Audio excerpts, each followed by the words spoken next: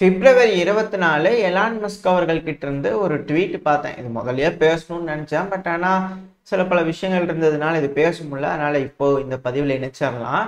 Optimus is stalling, அதாவது சுற்றி பார்த்துக்கிட்டு இருக்குது அப்படிங்கிறது போல ஒரு வீடியோ பதிவு எடுத்து போட்டாங்க. அதாவது ஒரு ரோபோ, ஹியூமனாய்டு ரோபோ மாதிரியே தான் பார்த்தீங்கன்னா தெரியுது. அது வாட்டுக்கு வளாத்திட்டு வருது. என்னங்க எலான் மஸ்க் அவர்களே தயாராயிட்டீங்களா? ஃபியூச்சர் வார்ஸ் இஸ் ரோபாட் அப்படின்னு நீங்கள் சொன்னீங்க சமீபத்தில். அது இதுதானுங்களா அப்படின்றது போல இருக்கு. இது போல வேணுங்கிற அளவுக்கு டிப்ளாய் பண்ணிட்டாங்கன்னா அப்புறம் அவ்வளோதான் இல்லையா? எதிரில் எத்தனை பேர் இருந்தாலும் கொஞ்சம் கஷ்டம் தான். ஏன்னா இதெல்லாம் துல்லியமாக புரிய வச்சு நெத்தி பொட்டிலே சுட்டுரும். அதனால சில விஷயங்கள்லாம் யோசிக்க வேண்டியதாக இருக்கு. அமெரிக்கா திரும்பவும் டெக்னாலஜியில் எப்படி இந்த நிலாவில் வட சுட்டாங்களோ அது போல ஒரு படி மேலே போயிடுவாங்களா அப்படிங்கிறது போல இருக்கு. என்ன பண்ண போறாங்க அப்படிங்கிறது பார்ப்போம். அப்புறம் உக்ரைனோட நாட்டில் இருக்கக்கூடிய ஒரு டிவி சேனல் செய்தி ஓடிட்டு இருக்குது. செய்தி ஓடுறதுல வந்து பார்த்தீங்கன்னா இந்த பார்லிமெண்ட்ல ஏதோ பேசிட்டு இருப்பாங்க போல இருக்குது. அது சீரியஸாக எல்லாரும் மக்கள் கவனிச்சுட்டு இருப்பாங்க. ஆனால் கீழே வந்து பார்த்தீங்கன்னா இந்த முக்கிய செய்திகள், பிரேக்கிங் நியூஸ் அது போல வரும் இல்லையா, அது போல கீழே வந்து ஸ்க்ரால் ஆகிட்டு இருக்கு. ரஷ்யாவிலேருந்து வேலையை பார்த்துட்டாங்க போல இருக்குது. ஆத்விகான்றது தொடக்கம் தாங்க. இது போல அமெரிக்க தரப்புலேருந்து, அதாவது கொஞ்சம் அசால்ட் மாறி வந்திருக்கலாம் அந்த இதில் லைனில்.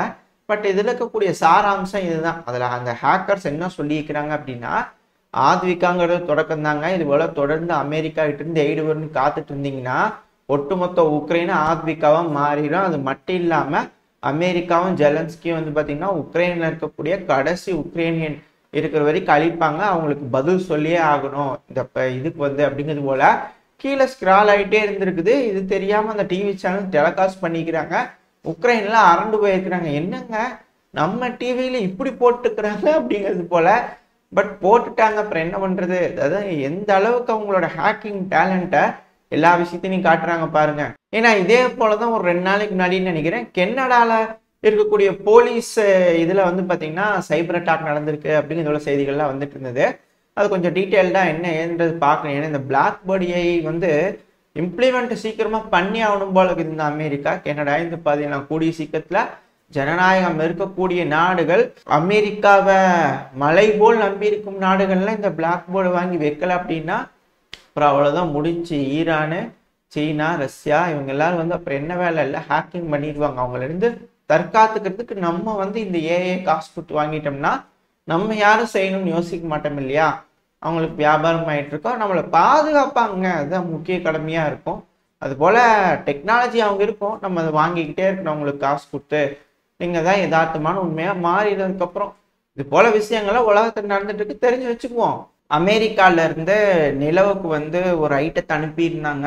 அது வந்து பாத்தீங்கன்னா கொஞ்சம் சீரியஸான நிலைமையில ஐசியூல படுத்த படுக்கையா கொஞ்சம் அட்மிட் ஆயிருந்தது இல்லையா?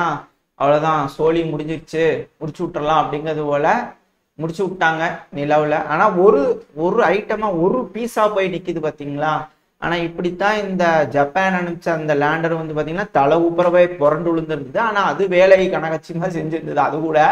ஆனா இது என்னங்க சைட்ல படுத்ததுக்கே புட்டுக்குச்சு அப்படிங்கிறது போல இருக்கு. சரி அவ்வளவுதான், சமாதி அங்க கட்டிடுவாங்க அமெரிக்க தரப்பு வந்து அப்படிங்கிறது போல சொல்றாங்க. முடிஞ்சிச்சு, அவ்வளவுதான்.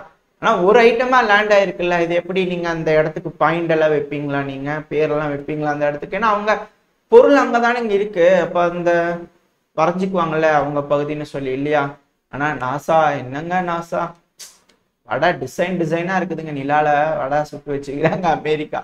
இப்ப பாருங்க, அமெரிக்கா அது சடவுன் ஆயிடுச்சு மேல இருக்குது. இப்ப அமெரிக்கா சடவுன் ஆகுமா ஆகாதா? அதாங்க தற்போதைய ஆளுகின்ற அரசாங்கம் பணம் இல்ல, திவாலாகி சடவுன் பண்ணிட்டாங்க அப்படின்னா இந்த அரசாங்க வேலையில் இருக்கிற நபர்களுக்கெல்லாம் சம்பளம் கொடுக்க முடியாது. அதனால என்ன அப்படின்ற கேள்வி வருது.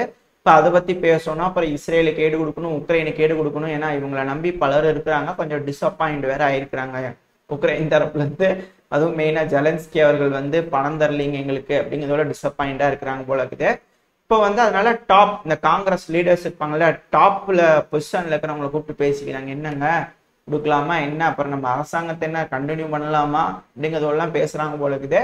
இதுக்கு காங்கிரஸ்ல அப்ரூவ் ஆனாதான் இந்த கவர்மெண்ட்டே முதல்ல நடக்க எந்திரிச்சு. அப்படி இல்லைன்னா எல்லாரும் வாங்க லீவுக்கு போயிடலாம், எல்லாம் லீவ் ஊர் சுத்த போயிடலாம்னா கவர்மெண்ட்டே அவ்வளவுதான் முடிஞ்சிருச்சு அப்படிங்கிறது போல ஆயிரும்.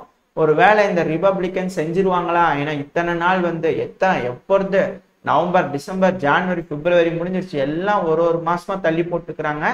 இல்லை இந்த மார்ச் மாசமும் சரி ஓகே ஒரு மாசம் ஓடட்டும் அப்படின்னு விடுவாங்களா, இல்லை முடிச்சு அவ்வளோதான் பேரலைஸ் பண்ணி விட்டுருவாங்களா அப்படிங்கிறத பொறுத்து இருந்து பார்ப்போம். இந்த இஸ்ரேல் காசா பிரச்சனைக்கு போயிடலாம். இந்த இஸ்ரேல் காசா பிரச்சனையில யுனைடெட் நேஷன்ஸோட கோர்ட் இருக்கு இல்லையா, அவங்க கொடுத்த விதியை கூட இந்த இஸ்ரேல் வந்து மீறிட்டே இருக்கிறாங்க. அதாவது ஹியூமன் ரைட்ஸ் வாட்ச் தரப்புல இருந்து இது போல குற்றச்சாட்டுகள் வந்திருக்கு. இஸ்ரேல் உள்ள போயிட்டு இருக்கக்கூடிய அந்த உணவு கொடுக்கக்கூடிய விஷயத்த கூட தடுத்து நிறுத்திட்டு இருக்கிறாங்க அப்படிங்கிறது போல. பட் ஆனா சில பதிவுகள் நம்ம பார்த்தோம், அதுக்கு உங்களுக்கு மாற்று கருத்துல இருந்தது. பட் இது போல வருது அப்படிங்கிறத நம்ம தெரிஞ்சுக்கணும் இல்லையா, இப்படியும் இருக்கு இப்படியும் இருக்குன்னு தெரிஞ்சுக்கணும் இல்லையா, அந்த ஒரு இதுக்காக தான் சொன்னேன். மற்றபடி அந்த பதிவுலயே நீங்க பார்த்துருந்தீங்க அப்படின்னா அதை அடுத்த ஸ்கிப் பண்ணி பார்த்துருந்தீங்கனாலே சொல்லியிருப்பேன்.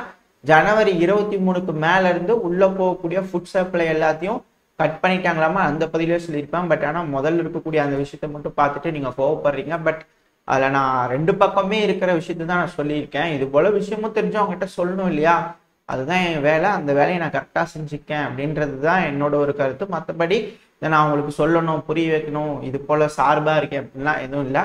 சரி ஓகே, இப்போ வந்து பார்த்தீங்கன்னா அதே போல ஒரு குற்றச்சாட்டு ஹியூமன் ரைட்ஸ் வாட்ச் தரப்புல இருந்தும் ஒரு குற்றச்சாட்டு வந்திருக்கு. இதுக்கு இஸ்ரேல் தரப்புல இருந்து எப்படி ரியாக்ட் பண்ண போறாங்க அப்படிங்கிறது பார்ப்போம். அடுத்தது வந்து பாத்தீங்கன்னா இஸ்ரேல் லெபனான்குள்ள தாக்குதல் பண்ணியிருந்தாங்க, அதனால 2 பேர் இறந்திருந்தாங்க. பதிலுக்கு லெபனான் இஸ்ரேலுக்குள்ள தாக்குதல் பண்ணிக்கிறாங்க. இந்த தாக்குதல்ல லெபனான் மொத்தம் 60 மிசைல்களை இஸ்ரேலோட பேஸ் மேல தாக்குறதுக்கு பயன்படுத்திக்கதா சொல்லப்பட்டு வருது.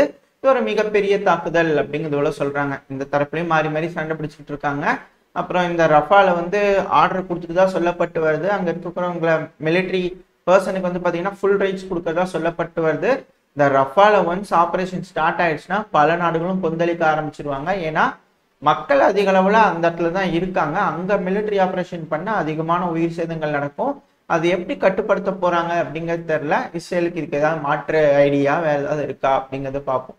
இப்ப அடுத்த செய்தி வந்து பாத்தீங்கன்னா யூஎஸும் யூகேவும் அவங்க கிட்ட பயிற்சி செட் இருக்கு அப்படின்றதுக்கு அப்படியே பறந்து போய் குண்டுகளா போட்டிருந்தாங்களா, எங்க கிட்ட வந்து அண்டர்சி கேபிள் எங்க வழியா தான் போகுது, நாங்க அதனால கட் பண்ணி விடுறோம் அப்படிங்கிறது போல ஹவுதி போய் முன்னாடி வார்னிங் கொடுத்துருந்தாங்க. இப்ப நாள் வந்து சீரியஸ்லி டிஸ்டர்ப்டட். இதனால யூரோப்புக்கும் ஏசியாவுக்கும் கனெக்ட் ஆயிருக்கக்கூடிய கேபிள்கள்ல சில டேமேஜ் ஆயிருக்கு அப்படிங்கிறத சொல்றாங்க. அது மட்டும் இல்லாம சவுதி அரேபியால இருந்து ஜிபூட்டிக்கு கனெக்ட் ஆயிருக்கக்கூடிய அந்த கேபிள்ஸ்லயும் சில இடங்கள்ல பிரச்சனையா இருக்கு அப்படிங்கிறது போல தகவல்கள் வந்துகிட்டு இருக்கு. இது மிகப்பெரிய பாதிப்பை ஏற்படுத்தும் அப்படின்னா கண்டிப்பா இன்னும் அதிக அளவிலான தாக்குதல் வந்து ஹவுதிஸ் மேல நடக்கும். இது வந்து பிணைய கைதிகள் மாதிரின்னு வச்சுக்கோங்களேன். இந்த கேபிள்ங்கிறது அந்த பிணைய கைதிகள் ஹவுதி கிட்ட இருக்கிற வரைக்கும் தான் அவங்களுக்கு வந்து பாதுகாப்பு.